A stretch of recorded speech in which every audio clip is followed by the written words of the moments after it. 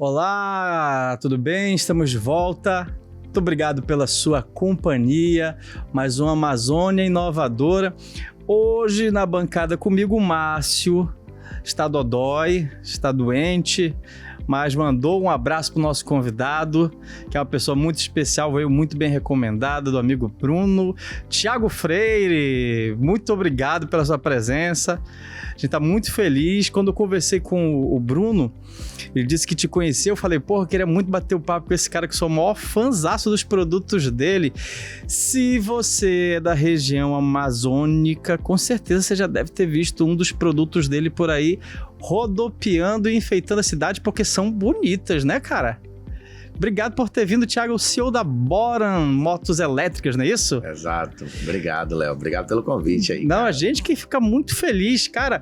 Eu acho que a primeira vez que eu vi um produto teu, eu estava passeando no shopping.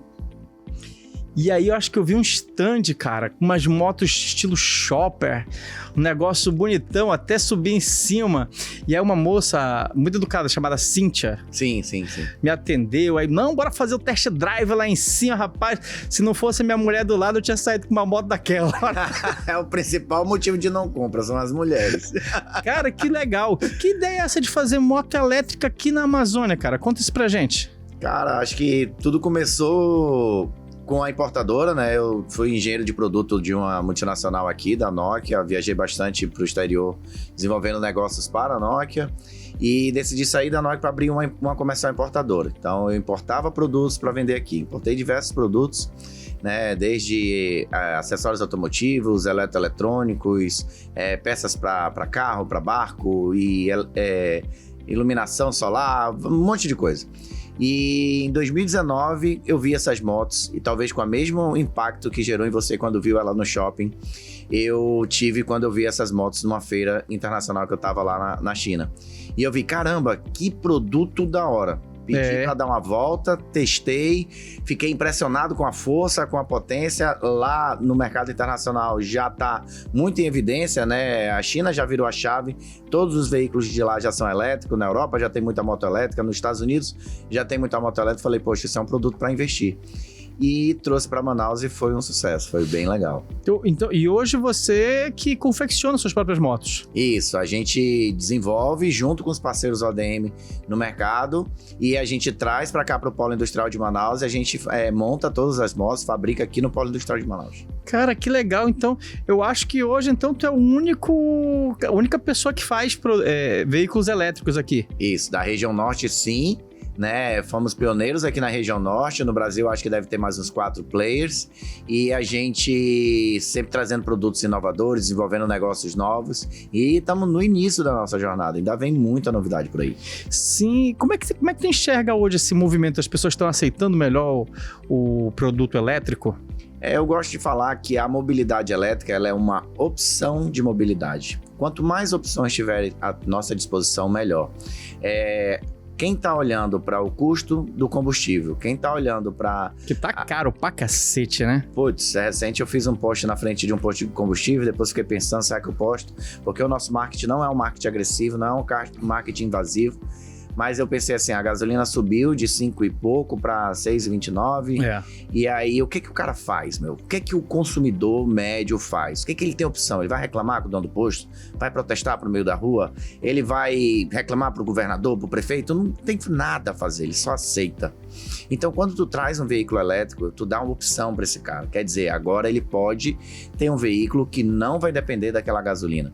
Então, meio que de forma não é de protesto, mas de opção. A pessoa pode escolher ter uma nova modal, que é a mobilidade elétrica, que quando você vai analisar os países mais desenvolvidos, já estão convertendo as suas frotas. É uma realidade, né, cara? E todo mundo que está buscando crédito de carbono, a neutralização de carbono, um mundo mais sustentável, quando você para de pensar só no seu mundo e pensar no mundo como um todo, aí as coisas vão fazendo cada vez mais sentido. Então, sim, as pessoas estão aderindo à mobilidade elétrica, a moto elétrica é o produto de entrada disso daí, e a gente vem trazendo cada vez mais novidades nessa mesma linha. Entendi. Hoje tu está presente em quantos estados aqui, assim? Então, a gente tem no Paraná, Pará, Rondônia, Manaus, temos representações em Boa Vista, em Minas Gerais e outros estados com representação. Estamos avançando agora para São Paulo, né? Talvez ainda nesse semestre, próximo semestre, né? Nesse ano. E não para de crescer, cara. Não para de crescer. A gente está avançando cidade a cidade. A nossa regra de avanço é chegar na cidade, fazer uma representação, depois abrir uma loja, depois abrir a melhor oficina de mobilidade daquela região e depois fortalecer parcerias com clientes revendedores, que é o que a gente chama de B2B2C. Eu vendo para revendedores que vendem para o nosso cliente final. Então, acho que essa é a estratégia de abertura de mercado da Bora. Aí, até dando uma dica aí de quem quiser abrir a sua revenda de mobilidade elétrica, quiser... Não, pera aí, vamos fazer isso devagar, por favor. Olha naquela nossa câmera, fala bem devagar o passo a passo, o cara tá querendo investir, viu essa oportunidade, o que ele tem que fazer? Já dá logo essa daí, ó. E passa o contato também aí, vai passar aqui embaixo, mas reforça aí, vai. Eu acho que toda boa parceria é uma união de propósito. Eu vou explicar o propósito da Bora e você que tá aí, se identificar com ele, se for o seu propósito, entre em contato conosco. A gente está avançando para todos os estados do país através da seguinte estratégia: a gente abre uma representação comercial para divulgar a Bora naquela praça.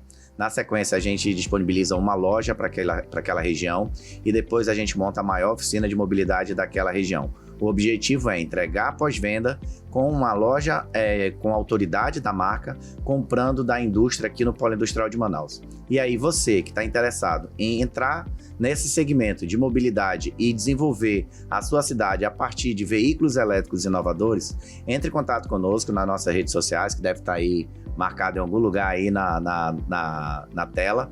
Entre em contato nas nossas redes sociais e fala: eu quero ser representante da região tal, eu quero abrir uma loja da região tal. A gente vai conversar, vai definir a estratégia correta e você pode ser um revendedor autorizado da Bora aí na sua cidade. Cara, que legal, olha aí. Então, você tá querendo procurar um negócio aí inovador, eu te garanto que isso tá no top das coisas inovadoras. Cara, parabéns, eu achei muito legal, e sem falar que o produto é bonito, né, bicho? Porra, não, a gente... Quem é que desenha aquilo lá? Cara, a gente tem 3 princípios, né, que parece o básico do básico. Ele tem que ser bom, ele tem que ser bonito e ele tem que ser barato. É o BBB. Se o produto ele é bom, ou seja, ele cumpre com a missão dele, ele aguenta até 200 quilos, né? Dá pra ir 2 pessoas em cima da moto tranquilamente, sobe ladeira. Ele tem força, ele tem autonomia. Nossas motos são a partir de 60 km de autonomia. Ele tem potência, elas vão até 80 km por hora. Tem moto já de 100 km por hora. Então, quer dizer, ela é boa. E aí, barato, tem que ser um preço acessível, né? Ali abaixo do preço de uma moto a combustão, a gente tem moto a partir de R$ 8.900, né? Tem moto de 12, de 14, tem moto de 16, tem moto de 22 mil. Mas ela é barata e o produto atende a demanda do cliente. Ele faz o que ele é pago para ser feito. Leva e traz com um design super inovador. E quando a gente fala de bonito, é o que a gente sempre fala dentro da empresa, que quando passa uma Bora, a gente quer que a pessoa aponte e diga: olha uma Bora, porque é um design diferenciado. Não vai parecer, será que é elétrica? Não, é elétrica e é da Bora, porque essa moto é diferenciada. E é isso que a gente tem adotado como filosofia para os próximos lançamentos. Rapaz, eu tenho um vizinho lá no prédio que ele tem uma moto tua. E ele comprou aquela estilo shopper. E aí, o cara era todo requenguelão. Uhum. Depois que ele comprou a Bora, ele comprou aquele capacete, uma jaqueta de couro e uma bota daquelas de, sabe, estilo de paraquedista. Porra, toda vez que aquele bicho passa, agora eu fico com inveja, meu irmão. Aí ele vai trabalhar, tá no estilo dos infernos agora, bicho, olha. Vamos resolver essa inveja aí, porque tá à disposição aí pra você adquirir a sua, hein? Olha aí, é verdade. É verdade. Diz uma coisa, a gente vê esse movimento do carro elétrico hoje com uma tendência de mercado. Mas a gente já teve alguns movimentos que vieram. Isso, como é que tu enxerga hoje? Tá ainda nesse processo ou tu acha que agora é uma coisa definitiva por causa do ESG e por causa do comportamento do consumidor e das pessoas em relação ao meio ambiente também? É diferente hoje? Eu entendo que estamos numa fase totalmente diferente de evolução da espécie humana, evolução da humanidade como um todo e da consciência.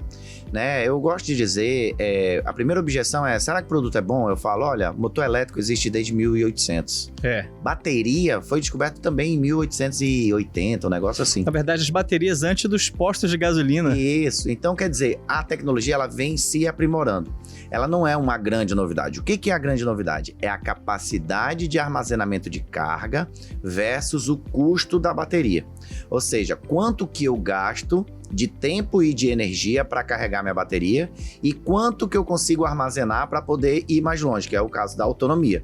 Hoje, com as baterias de íons de lítio, você consegue carregar de forma muito rápida, tem uma grande armazenagem de energia dentro da sua bateria e conseguir entregar isso lentamente. Ou seja, tem autonomia, tem carros aí de 1.000 km de autonomia, 800 km de autonomia. Isso muda tudo, porque os carros elétricos de antigamente, ele era uma opção quase que demonstrativa, porque um carro com 80 km de autonomia, um carro com 30 km de autonomia não ia vingar. Um carro que só ia até 65, 70 km por hora, né? A gente tem o caso aí do nosso querido Gurgel, que lançou o carro elétrico aqui, o Itaipu, né? Que era um sucesso, tinha todo um apoio em torno, mas não entregava, porque a bateria ainda era de sódio, era a bateria de chumbo. Pesada, então, né? Também. Era pesada, não entregava potência. Hoje entrega, tá? As baterias estão entrando no custo cada vez menor. E aí a gente tem uma decisão, um fator que é político-econômico. Isso é muito importante, é o grande fiel da balança, que é isso aí, não é decidido por mim, não é decidido pelo Léo, é decidido pelos grandes caras lá em Davos, no Fórum Econômico Mundial, que vão decidir toda a questão geopolítica do mundo sobre a indústria do petróleo, sobre a dependência do petróleo, sobre os preços, né, a volatilidade de preço do petróleo e o controle que às vezes está muito ali concentrado nos países da OPEP. Então, o que os caras fazem? Vamos criar uma solução, né, de mobilidade que não dependa exclusivamente do petróleo. E eu não estou falando de uma transição total. Eu acho que a gente vai falar ali em torno de 30% de veículos elétricos, 70%, talvez 30% de veículos híbridos. Não dá para abandonar o combustível fóssil de vez ainda, não. Eu acho que tem muito a ver com eficiência, tem muito a ver com prazer ainda ao dirigir, tem muita coisa envolvida, mas hoje a nova onda é o seguinte, ele veio para ficar. Vai substituir os carros a combustão? Calma, não precisa. Ele veio para ficar. Vai compartilhar as frotas, né? A maioria dos carros que estão rodando em zona urbana vai ser elétrico. Isso aí não é um futurismo meu, já é o que está acontecendo. Os ônibus vão fatalmente virar todos elétricos, porque ele tem uma autonomia e um percurso pré-definido. Talvez o cara que usa o carro para fazer uma viagem de longa distância, ele vai escolher um carro a combustão. O cara que quer potência, status, lazer, né, quer ter aquele ronco do motor, vai optar por um carro a combustão. Mas o cara que fizer a conta... E pega trânsito... E ele vai entender que, o carro não vibra, né? Ele entrega uma autonomia, ele entrega uma potência instantânea. O carro, ele te dá mais economia quanto maior for o trânsito, que é o contrário do carro a combustão. Quanto maior o trânsito, mais ele consome. Enfim, tem uma série de continhas aí que a conta... faz a conta fechar e que naturalmente as pessoas vão caminhar aí para ter 30%, 40% das suas frotas. Uma tendência que nos grandes centros o carro elétrico aumente realmente, e nas cidades menores o carro a combustão ele continue sendo maioria. Eu acho que a gente vai sempre olhar para uma proporção perto de 30%. Isso eu estou falando de automóvel em geral. Quando eu vou olhar para a moto, eu acho que vai ser uma virada de chave tão brutal, porque a moto não tem prejuízo nenhum quando você alcança autonomia em torno de 200 km. Você tem uma moto com 200 km de autonomia, você atende qualquer demanda de entregador, de delivery, e a moto ela tem uma série de vantagens em relação à moto a combustão. E é lógico que eu estou falando em benefício próprio, mas quem quiser conferir, faz um test ride numa moto nossa e depois anda numa moto a combustão. Eu já fui várias vezes para Manacapuru, para Itacoatiara de moto a combustão, até porque eu gosto da sensação de liberdade que a moto proporciona. Mas quando você vai na moto elétrica, ela não vibra, ela te entrega potência instantânea, ela te dá um prazer de dirigir que a moto a combustão não vai te dar, e ela não cansa. No final do dia, o cara que rodou 200 km na moto, ele tá com a mão pinicando, ele tá todo vibrando, o corpo dele tá todo vibrando. Imagina você andar num veículo que não vibra nada. Ele não tem combustão interna, além de não trocar óleo, além de não trocar as partes de desgaste, né? Coroa, pinhão, embreagem, esquece. Tu tem um veículo que tu não passa marcha, acelera e freia, não vibra e é mais barato. do que a moto a gasolina. Então me diz, essa conta fecha ou não fecha? O que é que precisa acontecer? É aumentar a demanda, aumentar a qualidade dos produtos e melhorar um pouquinho mais a autonomia. Hoje a gente já tem moto que faz 160 km de autonomia. Nossa! Né? Já tem moto que faz 105 km por hora. Essa moto a gente vai lançar agora em julho. É grandona. Ela já é uma moto padrão ali, uma moto Scooter Cub, né? Olha, e tem também ela no padrão ali Street, que vou falar aqui, é uma CB300, né, equivalente à CB300 da Honda, ou uma Phaser, sei lá, da Yamaha. Uma moto Street, e tem uma outra que é uma Scooter Cub, que é padrão uma Elite ou uma Bis, eu não sei. Mas a realidade é que, quando você olha lá fora, o mundo já virou a chave. 100% da China usa moto elétrica. 100%. 100% dos táxis na China já são elétricos. Então, quer dizer, essa chave tá virando e já não é mais uma opção do comprador. É uma consequência natural dos fatos. Talvez no próximo carro que tu for comprar, aí tu, não, quero uma gasolina. Não, mas a gente só tem ele híbrido ou elétrico. Isso. Mas esses dias tô pensando em tomar uma trocada de carro, né? E aí eu cheguei lá na concessionária, e aí o carro que eu queria, existia o XRX não híbrido. Uhum.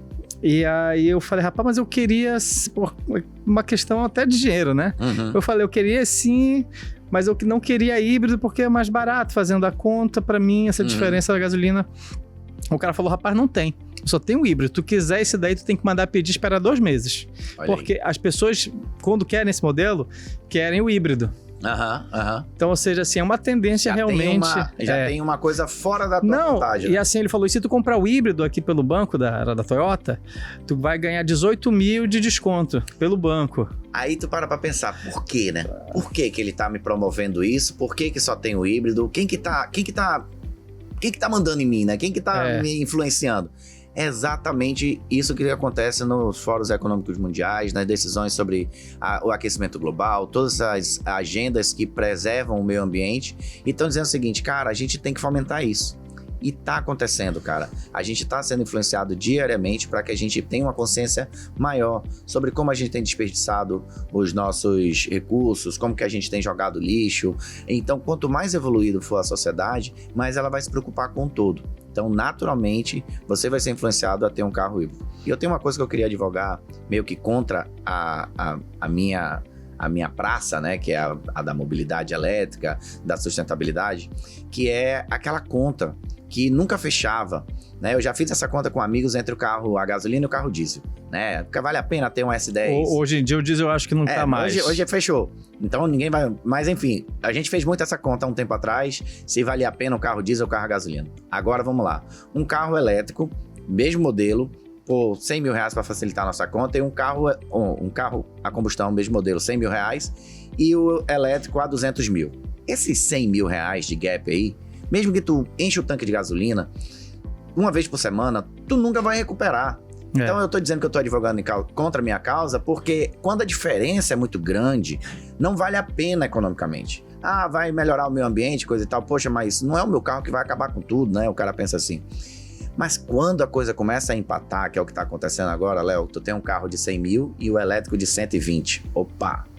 Quer dizer que aqui eu vou ganhar na gasolina, eu não vou trocar óleo, eu vou ter menos desgaste no freio. Sabia que o carro a combustão gasta muito menos, a elétrico gasta muito menos freio? É mesmo, porque ele tem o freio motor, o freio é regenerativo, tá ajudando a economizar a bateria, tem muito menos peça de desgaste, muito menos, não tem embreagem, não tem aquela caixa de marcha pesada, não tem a troca do óleo. Aí tu começa a fazer uma série de contas e dizer, opa, agora vale a pena. Então isso tá acontecendo já. O carro elétrico tá 30% mais caro. E por isso que eu volto para a moto, que é o que eu disse que eu ia advogar contra a mobilidade elétrica em geral. Quando eu trago para a moto, aí eu provo que a moto já vale a pena. Porque a minha moto ela é 10% mais cara do que uma moto a combustão, se comparar um similar da mesma operação. E se eu tirar a bateria, a minha moto fica 20% mais barato. Aí eu explico pro meu cliente, cara, sabe por que a minha moto tá 10% mais caro? Porque tu tá comprando a moto, tu tá comprando o tanque de gasolina e tu tá comprando a propulsão. Então é injusto, é como se tu tivesse sempre comprando o carro ou a moto com o tanque cheio, eternamente cheio. Porque o que tu vai gastar de energia na tomada ali na ponta da lança é como se fosse uma moto 8 vezes mais econômica do que uma moto a combustão. Aí a conta fecha bonito, porque eu tô ali, ó, parelho, preço a preço com a moto a combustão, e a conta fecha facilmente. Aí eu acredito que a moto vai virar a chave muito mais rápido do que o carro. Teu veículo hoje paga IPVA? Em algumas cidades, em alguns estados, sim. Isso é uma decisão estadual, né? O ICMS, o IPVA, ele fica a critério do governador. Por acaso, Rio de Janeiro eu sei que é bem baixo, Acho que para Rio de carro Janeiro elétrico, não paga, né? São Paulo não paga. O ICMS é zero e o IPVA também, né? Eu tô falando do IPVA, o ICMS eu já não tenho tanto conhecimento. Mas o IPVA eu sei que Rio não paga, São Paulo não paga, tem alguns outros estados que não pagam. Aqui em Manaus a gente tá aguardando aí algumas definições, mas muito provavelmente, por ser uma cidade da Amazônia, que preza pela sustentabilidade, né, muito provavelmente a gente também vai parar de pagar. Eu acho que tem que trazer essa discussão, então, para nossos amigos lá da Alean, né? Olha o pessoal que tá aí, ó. Roberto, tá ouvindo? Se estiver ouvindo, já chama aí o pessoal para conversar, que eu acho que tem que ouvir a comunidade, né? É claro. E explicar os benefícios, prós e os contras. Então, ó, Roberto, fica esperto aí, chama o pessoal para conversar, que aí eu acho que é uma ideia muito boa. Eu não digo nem zerar, mas, cara, 70% de desconto de IPVA, o cara tá ajudando o meio ambiente, sim, né? Eu acho que com certeza absoluta. Encontra uma série de vantagens aí na sequência. Quando você adere a um veículo elétrico, você fortalece a eletrificação de cidades. E isso ajuda em várias outras coisas. Quanto mais postos de recarga tiver, mais carros elétricos vão ter, aí mais fácil vai ser você fazer o planejamento urbano. Então, quer dizer, o Estado tem que estar envolvido nessa prática. Contribui para um processo de cidade inteligente, né, cara? Que a gente, aliás, está caminhando em passos de tartaruga, né? Que é o próximo passo, viu, Léo? Acho que quando a gente falar de mobilidade elétrica, a gente tem que falar dos veículos autônomos e a gente tem que falar sobre o futuro da mobilidade urbana. Com os veículos elétricos, a conta fecha muito mais fácil. Por conta dos atritos do motor mecânico, das peças variáveis do motor mecânico, você não pode confiar plenamente na autonomia desse veículo, na independência desse veículo através de sistemas eletrônicos. Com motor elétrico, não. Quantas pessoas conseguem fazer um circuitozinho muito simples que controla a velocidade de giro do ventilador lá da tua casa? Sim. É basicamente isso. Agora, tu controlar a velocidade de giro de um motor a combustão exige uma engenharia robusta por trás. Isso daí. E aí tu juntar as peças mecânicas de um motor a combustão com uma controladora eletrônica, existe uma complexidade. Agora bota um carro elétrico autônomo, que é o que está acontecendo com a tu faz com IoT, né? Com IoT, aí tu vai começar a pensar em mobilidade autônoma, em liberdade, transporte público de mais qualidade, aí o mundo, o céu é o infinito. É verdade. Cara, essa discussão tem que vir à baila, né, bicho? Tá acontecendo, cara. Não, mas eu tô falando aqui em Manaus. Eu acho que a gente tá em ano de eleição. Acho que era, bonitinhos que estão aqui atrás dos nossos votos. O que vocês acham de chamar a comunidade para conversar sobre o futuro, né? Em vez só de ficar se degladiando no Instagram. Eu acho que trazer essa discussão pro campo da cidade, para as pessoas, gente comum entender que isso daí é uma coisa que melhora a vida delas. Eu sou um ser político, né? E eu olho a política como o desenvolvimento da sociedade. Às vezes, quando a gente passa muito tempo criticando ou o político que tá no poder, ou o deputado, ou a corrupção, não sei o que, a gente perde o tempo de dizer o seguinte, tá, e enquanto sociedade, quanto a gente tá evoluindo? O que a gente tá produzindo? Porque a gente tem os políticos que a sociedade merece. É o reflexo da nossa escolha. Então, a minha máxima as cidades vão se desenvolver através de atividades empreendedoras que prezem por essa sustentabilidade e que elevem o nível do debate. Eu também falo que a Bora, apesar de ter seus concorrentes, seus pares nacionais, e eu tenho contato com todos eles, eu digo que a gente não tem concorrente, a gente tem promotores da mesma ideia. Então, quando eu converso com alguém de uma outra fábrica de motos elétricas, eu digo, cara, tá na hora da gente promover isso, elevar o debate, trazer essa discussão através do empreendedorismo para a política. Porque senão, não é a política que vai resolver o empreendedorismo. E o contrário é verdadeiro. Todo bom empreendedor, quando ele alcança um certo destaque na sociedade, ele consegue influenciar a política. Porque no final do dia é um jogo geoeconômico. Sim. E eu penso assim, eu acho que à medida que a Bora for se fortalecendo, ela vai trazer esse debate, as pessoas vão estar observando isso e a adesão aos veículos elétricos vai ser uma consequência. Hoje tu está empregando quantas pessoas na tua fábrica? Cara, na fábrica a gente tem uma fábrica terceirizada, né, em conjunto com a Jabil, então lá dentro tem em torno de 27 pessoas, né? Aqui fora a gente tem ali mais umas 30 pessoas dentro da operação, né? Tem empregos diretos, que são da Bora, tem revendedores que são terceirizados, e o objetivo mais legal do que os que a gente emprega são as vidas que foram transformadas através da mobilidade. Já são mais de 3 mil motos vendidas, né? São 3 mil histórias, 3 mil pessoas que estão rodando aí pela cidade ou usando a moto como entretenimento, que já experimentaram esse veículo. Então esse é o nosso grande número. Já tem 3 mil pessoas que usam os veículos da Bora. Mas aqui em Manaus? Na região norte. Na região norte. Isso. E como é que tu enxerga, assim, essa ida para fora desse eixo? Galera, tem resistência por ser um produto de Manaus? Não. Ou a galera aceita bem como aceita a Honda? Que o cara fala assim, não, montado em Manaus é o melhor produto que tem. Eu acho que esse mito já foi, porque todas as grandes indústrias de mobilidade estão aqui, né? De 2 rodas, então Honda, Yamaha, BMW, Harley Davidson, Royal Enfield, Bajaj, todos estão aqui. Então esse não é o grande tabu. O tabu é o seguinte: de onde veio essa marca? Qual é a garantia que tu vai me dar? Quem me garante que não sei o quê? E aí os caras já entroncha a boca porque pensa que essa marca é de fora. E eu digo, não, é daqui. Ela é nacional. A Bora foi criada por mim e pelo meu irmão, né? A gente desenvolveu esse negócio, botamos as primeiras lojas e agora estamos com fábrica local para distribuição nacional. Aí as portas vão se abrindo. A gente até vê uma certa facilidade nessa parte comercial, em detrimento aos importadores. Porque quando eu era só um importador, eu vi uma certa resistência que não garantia que aquele produto ia ter uma perpetuidade. Quando a gente se apresenta como fábrica, os caras respeitam mais. Então eu tô indo para São Paulo exatamente para fortalecer esse braço comercial aí e divulgar mais a marca no Brasil afora. Entendi. E agora tu disse que vai lançar um produto maior, não é isso? Uhum. Hoje tu tem quantos produtos? Hoje são 5 produtos no portfólio. 2 motos e 3 veículos autopropelidos, que são os que não precisam de emplacamento. Que são aquelas que menor, que são bicicleta, menores. Eu chamo de uma bike Bora, a Mob de mobilete e a Bora Light, que é a que mais se parece com a moto, mas ainda é um veículo autopropelido. As outras precisam emplacar? As outras precisam emplacar. Aí... Elas têm quantas cilindradas? 100, né? Não é cilindrada. É a questão da cilindrada? Não, é porque foi feita uma norma agora, em julho do ano passado, que meio que classificou o que era motocicleta elétrica e o que era veículo autopropelido. Autopropelido não precisa de emplacamento, motocicleta elétrica precisa.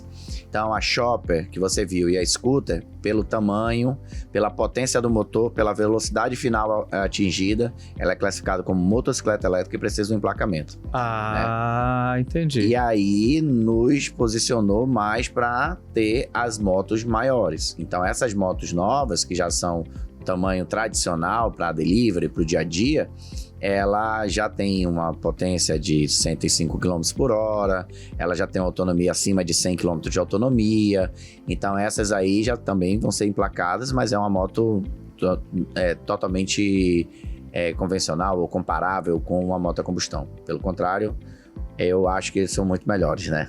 Certeza. Tu tá fazendo pesquisa em novos materiais de bateria?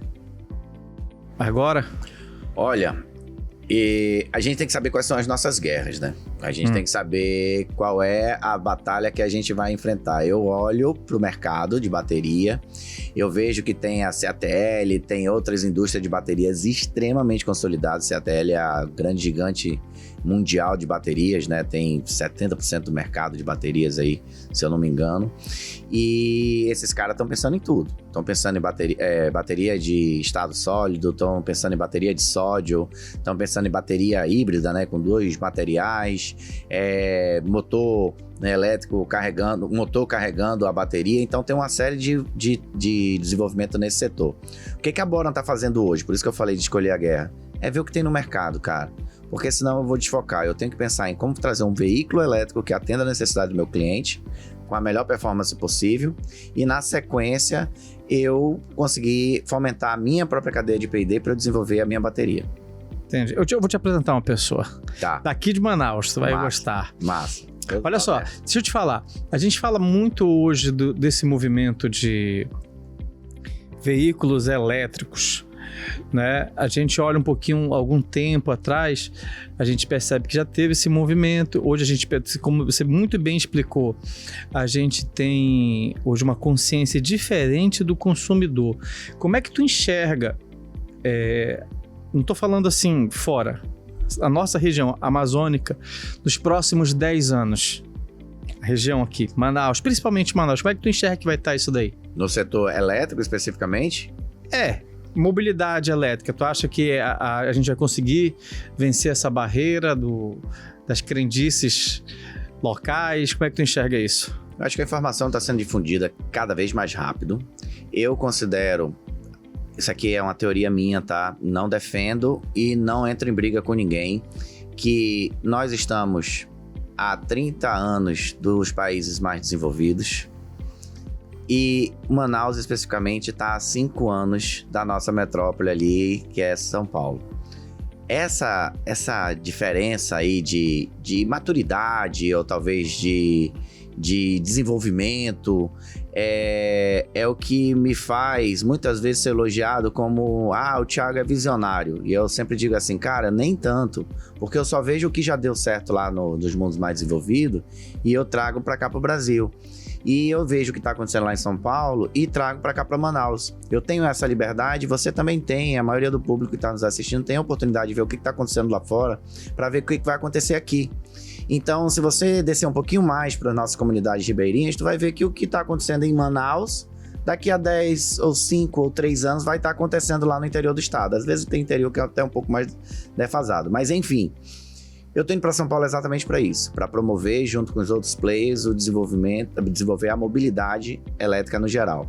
E Manaus, daqui a 10 anos, eu acho que muito provavelmente a gente vai ter todos os veículos de mobilidade urbana, e eu tô falando dos aplicativos, eu tô falando dos ônibus, eu tô falando de mototáxi, de moto de delivery, eu tô falando de todos esses veículos que estão no dia a dia da rua. E ônibus, eles vão ser elétricos. Ponto. Não só Manaus, mas todas as grandes metrópoles. Na sequência, a gente vai ter os veículos autônomos, ainda em 10 anos.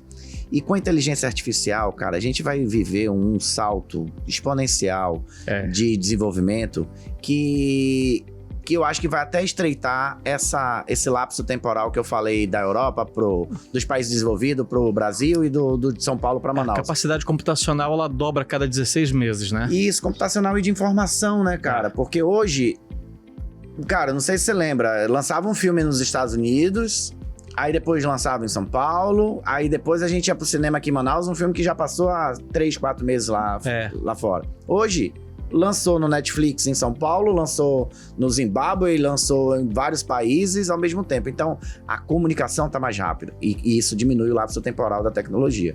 Então, tem coisas que estão lançando lá nos Estados Unidos agora que o carinha do interior do estado do Amazonas está comprando também. Tô falando do iPhone.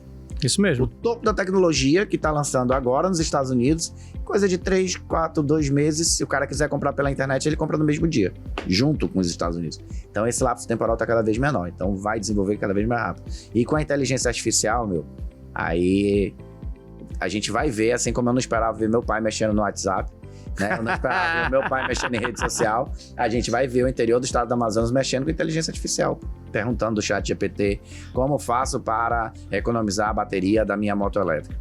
É verdade Mas mesmo. Não é surpresa nenhuma se eu ver isso acontecendo hoje.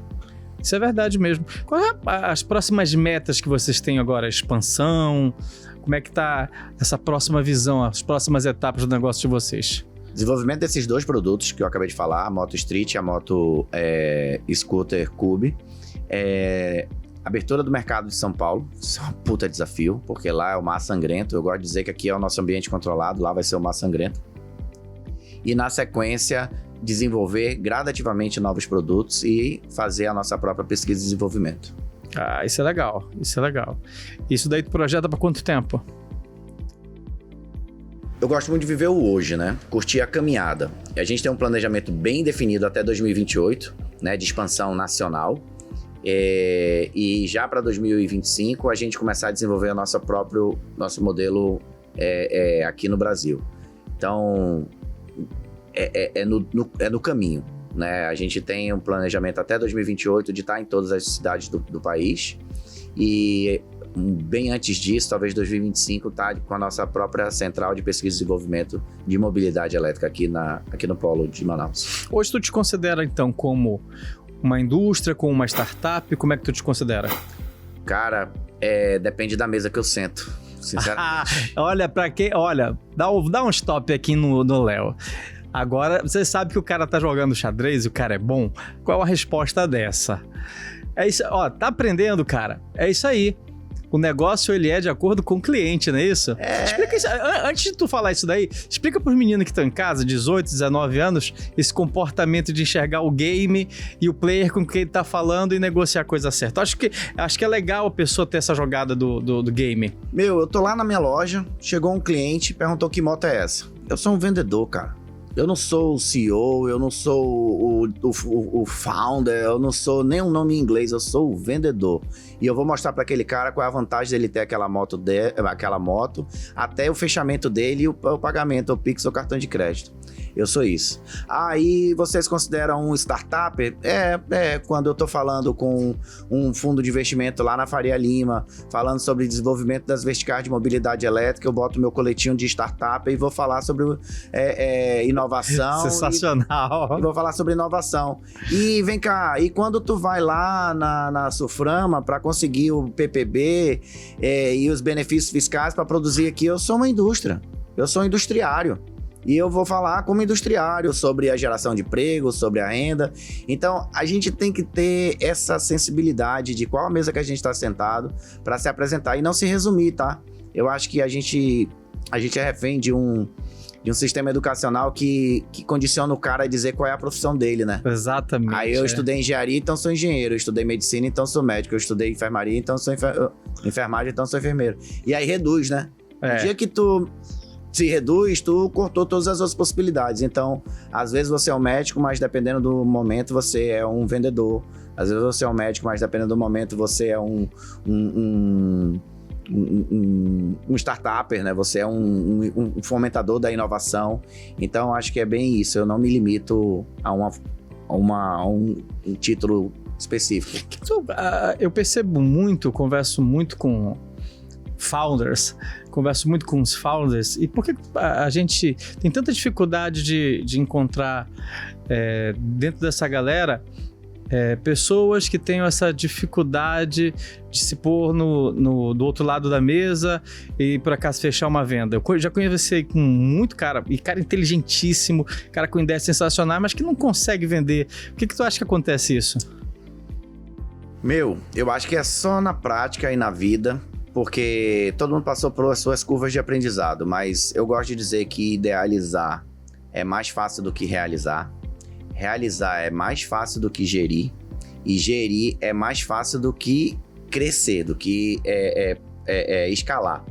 E escalar, crescer, é a parte mais complicada da tua operação. É o growth rate, né? Isso, o growth, é você estar ali com presença nacional, é você ter projeção. Pô, todo grande empresário que você conhece tem uma escala que você diz, como que esse cara talvez nem sabe que ele tem aquele funcionário naquela cidade e o cara tá trabalhando para ele gerando resultado. Essa matriz de desenvolvimento, de cadeia de comando, ela é o grande desafio. E aí o primeiro passo, né, que é a venda. Como é que você cria essa cadeia de comando e como é que você compartilha a tua ideia para que o outro compre? E eu não tô falando só de dinheiro nem de mercadoria. É quando você sai dessa bolha de que a tua ideia é do cacete, a minha ideia é a melhor do mundo, eu vou mudar o mundo. Ei, só tem uma ideia, mestre. Entre a ideia e a realização, tem um gap que tu ainda não tem noção. E da realização até a consolidação, que eu chamo de gestão, é outro gap fudido, desculpa, mas... Mas é isso mesmo. É a realidade. Então, quando tu faz essa jornada, aí tu volta pro cara que tá ali só com uma puta ideia, sendo um founder, talvez pegou uma graninha ali de um fundo e tá meio encantado com aquela parada, ele perde a mão. Porque no final do dia, cara, o que todo mundo tá tentando fazer é realizar operações financeiras, ciclos financeiros que sejam rentáveis, que sejam sustentáveis. Então, se não souber vender, mano, esquece, volta. Volte umas casas que tem uma coisa aí que vai dar errado. A maioria das pessoas tem essa dificuldade, não consegue entender. Para que a gente pega uma empresa Apple. Né? Se não vendesse. Se não, cara, eu sou o cientista de dados, eu sou o CEO, eu sou não sei mais o que lá, eu sou aquela coisa toda. Cara, a pessoa mais importante de qualquer negócio sempre é o vendedor. É uma dura realidade, é verdade. Porque quem bota a grana pra dentro. Se o dinheiro, aquele cara que tá lá que chama, né, loja dos gênios, né, espaço dos gênios lá da Apple, né, se aquele carinha não botar a pessoa pra dentro, a pessoa não passar o cartãozinho de crédito dela lá, o CEO, o diretor do RH, ou sei lá mais quem, que é a pessoa que tem aquele lindo crachá bonito, adivinha? Não recebe. Nem o acionista recebe. Se não tiver venda, se o cara não enxergar que o processo mais importante de qualquer coisa é a venda, é urubu pra ele, mano. É caixão em vela preta. Isso. Mas eu tenho uma teoria que vai acalmar as pessoas que dizem, então se eu não for vendedor, não sirvo pra nada. Não, calma. Eu, até na minha constituição cristã, eu acredito que Deus age na sua multiforme graça. Então, assim, todos os sistemas, seja o sistema solar, o sistema planetário, interplanetário, o sistema de um átomo, o sistema digestivo, qualquer sistema, ele funciona com vários órgãos de diferentes funções. Então, cada órgão, cada parte desse sistema faz sentido. Então, é necessário ter o gênio, é necessário ter o vendedor, é necessário ter o cara do RH, todas as partes são necessárias, mas elas têm que entender a sua interdependência. Se tu achar que por tu ser um gênio, tu merece ser condecorado e todo mundo depende de ti, não. Tu é um gênio, tu é parte de um todo. Tu precisa desenvolver alguma coisa para que alguém venda. E quando alguém vender, que fechar o ciclo, que é o que eu chamo de sistema econômico, que é entre uma grande ideia e uma boa venda, né? Quando fecha esse ciclo, que gera resultado e a coisa começa a valer a pena, aí sim eu acho que todo mundo vai ser premiado na sua devida proporção. É isso mesmo, sensacional. É isso mesmo. A gente entender que é uma cadeia, né, bicho? Todo mundo, na verdade, faz parte de um objetivo maior. Gostei de verdade. Olha, quero muito agradecer você ter vindo aqui. Eu espero que você volte. Na verdade, quando tu for lançar esses produtos novos, volta aqui para mostrar pra gente. Volto. Tá ok? Pode, e se tiver alguma novidade também, for começar, volta aqui. Segue a gente lá nas redes sociais, Bora Electric Motors, a gente tá sempre mostrando as novidades. Tá passando aí, ó, pessoal. Passando aí. Abrimos a nova loja ali na Praça 14, na Avenida Tarumã, número 1552. Quem quiser conhecer, lá tem a oficina, a loja, o lounge. Vai lá conhecer a gente, vai lá ver os novos modelos e acompanha a gente nas redes sociais que em breve a gente vai soltar os vídeos aí desses novos modelos. Maravilha. Thiago, muito obrigado por você ter vindo, de verdade. Fiquei muito feliz você ter vindo. Pessoal que está em casa aí hoje conheceu um empreendedor daqui de Manaus, gente, tá? Não é de fora não, é daqui de Manaus, uma pessoa realmente que faz diferente, que pensa fora da caixa. Eu já era fã do trabalho do cara, agora conhecendo o cara, agora que eu sou fãzaço mesmo. Obrigado. E estamos aí, olha. Muito obrigado por você estar em casa. A gente tem um encontro marcado no próximo Amazônia Inovadora. Não esquece de se inscrever aqui no nosso canal no YouTube. E se você está assistindo pelo Spotify, continua seguindo a gente que tem sempre muita novidade.